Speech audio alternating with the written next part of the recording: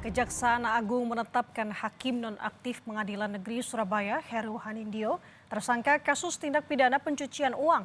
Penetapan tersangka Heru Hanindyo terkait penanganan perkara kasus Ronald Tanur di Pengadilan Negeri Surabaya.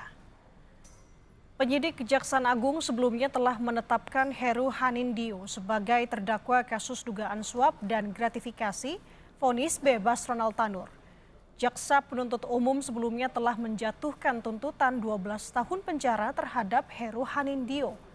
Menurut Kepala Pusat Penerangan Hukum Kejagung, Harli Siregar, dalam kasus TPPU, penyidik telah memblokir beberapa aset milik Heru Hanindyo. Juga telah menetapkan HH, salah seorang hakim, menjadi tersangka dalam dugaan tindak pidana pencucian uang. Penyidik sebelum menetapkan tersangka tentu melihat ada nexus di situ, ada hubungan antara perbuatan atau tindak pidana dengan aset yang dimiliki oleh yang bersangkutan.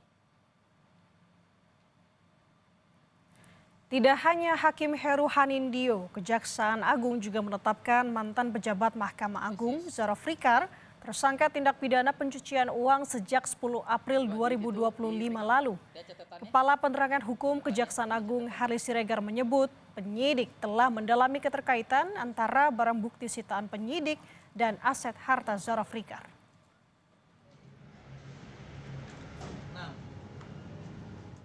Menetapkan hubungan antara perbuatan atau tindak pidana dengan harta kekayaan yang bersangkutan.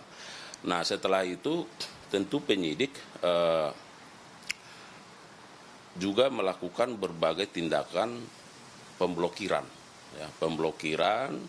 terhadap sertifikat kepemilikan hak atas tanah di berbagai tempat. Ada yang di Jakarta Selatan sebanyak kalau kurang lebih 10 kemudian ada di Pekanbaru setidaknya ada 7 bidang, dan ada di Depok 1 bidang. Nah, semua ini tentu setelah dikompilasi, dipelajari.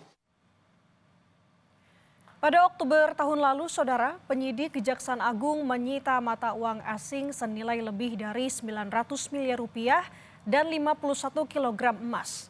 Tidak hanya itu, saat ini Kejaksaan Agung juga memblokir beberapa aset harta Zaraf Rikar seperti tanah terkait dugaan tindak pidana TPPU.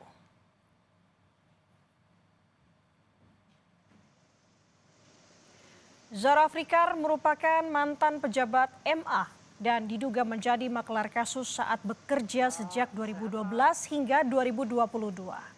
Sebagai penyelenggara negara, menurut Kejaksaan Agung, Zaraf tidak melaporkan penerimaan gratifikasi kepada KPK. Zaraf diduga membantu pengurus perkara baik di tingkat pertama, banding, hingga peninjauan kembali.